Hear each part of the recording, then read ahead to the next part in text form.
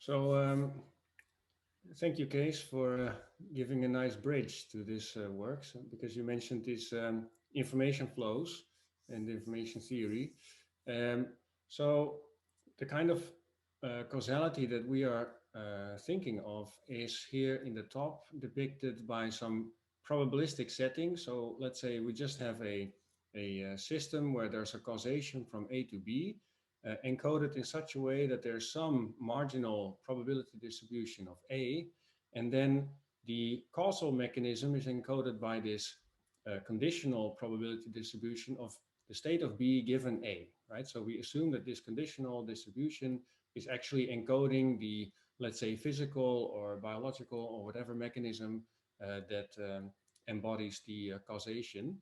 And what we could actually do um, in terms of causal discovery is reason about this system as a information flow, right? So we can wonder how much information is contained in A, which then ends up in the state of B because of this causation, right? So we can imagine, for instance, an amount of variation or perhaps variance, if you will, that is contained in A. And then the question could be, okay, how much variance of that will end up in B, for instance, covariance, but then a little bit more generic in a way to, also take into account nonlinear interactions and to be, for instance, invariant to monotonic transformations. We do it with different measures than variance based in information theory, but the idea is pretty much the same. So we kind of depict that as this kind of two circles where the amount of variation or entropy in A is depicted as some kind of surface area of blue, and then some of that blue will end up kind of flow from one to the other to B, and then of course the amount of blue will be, so let's say, the magnitude of this causal mechanism. So how strongly causal it is. Now we all know that there's this very important distinction, right? So that we could find an overlap in the information in the two systems. In other words, a correlation between A and B in two ways. And one of them is directly causal, but the other one is put there by a confounder.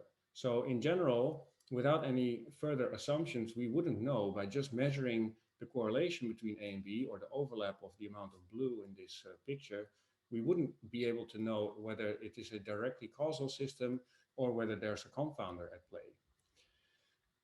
So the solution, as Kees also mentioned, is that you would have to make an intervention, right? And the typical intervention that is thought of in the, let's say, Judea-Pearl realm is a do operator, which is overwhelming, or which is also sometimes called pinning control.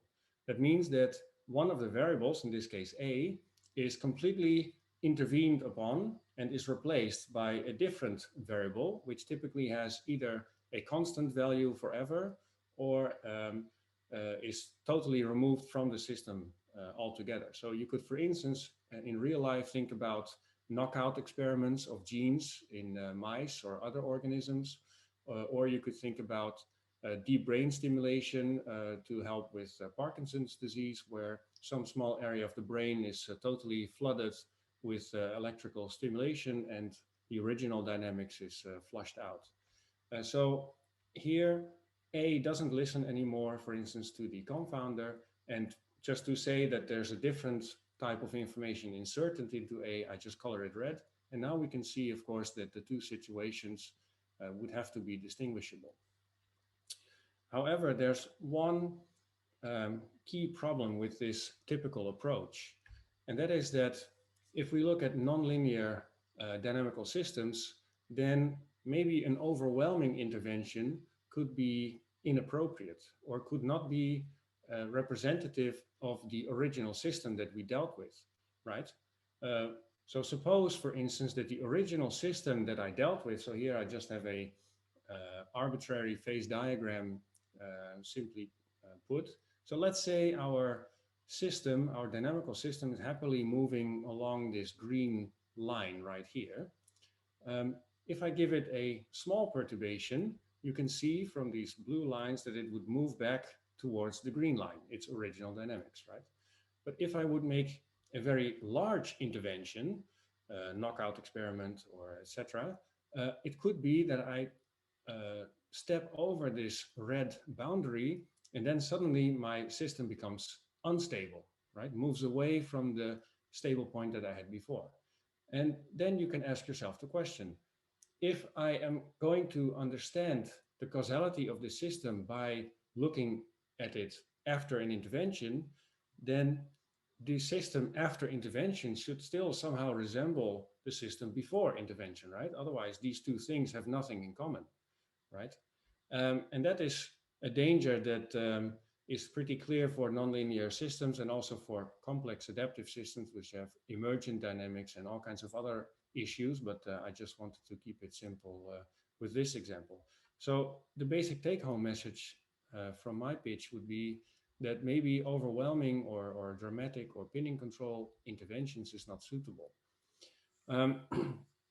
So then what would be the solution?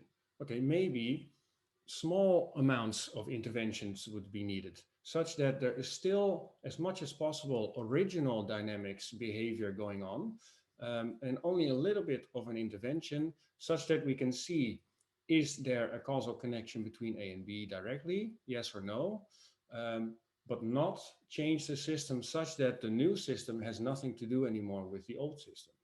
And that is a challenge that is pretty new, I would say, in comparison to the traditional approach. So the traditional approach says, you know, a do operator means replacing a variable with a constant and keep that constant there forever. And then look at the new distributions that this induces. And also removing all the incoming causal links, such as this one from P to A. Now, if we do this, then the question is, okay, how can we marry this idea with the idea of information flows? Right? Information flows have all kinds of powerful properties to them, such as invariant to monotonic transformations, so choice of units, for instance. They can handle all kinds of nonlinear dependencies. There are some coding optimality proofs that you can derive from it. So there are all kinds of reasons to work with these information flows in order to do causal discovery. But how to marry this nudging idea with the information flow idea? And that is something, that is a challenge, of course, and that's something that we're working on since maybe 2-3 years. And the idea is that it could be that data already contains these nudges, right? Of course, in principle, I would have to go out and actually nudge maybe the expression profile of a protein or the electrical stimulation of a piece of brain. But one could also hope that maybe these small fluctuations, small nudges are already present in the data set as it is, right? Maybe because of all kinds of other effects that are out there, climate change or amount of sunlight, or someone speaking to someone else while you're doing the measurements. And maybe from just those nudges present in the data set already could be enough to tell whether there's a direct causal link or not. And that, this slide here is just a placeholder for saying that we're kind of analyzing all those types of data and scenarios, and seems to work. But of course, there's a few ifs and buts there, which I will talk about in a bit. And a final thing is that also usually we speak about, intervening on one variable and then the effect on one other variable. But this slide is a placeholder for the take-home message that this turns out not always to be sufficient. So for instance, if I look at one intervention on one local variable and then what is the effect on the output, I tend to get very low amount of causal impact. Whereas if I have multiple inputs and I can somehow strategically intervene with the same amount of energy, let's say, on multiple inputs, I can actually achieve much higher causal impact on the outcome. So there seems to be this kind of synergistic effect that we need to also take into account. So this is a second ingredient that I think is missing in typical causal inference or causal discovery work, and that needs to be included somehow.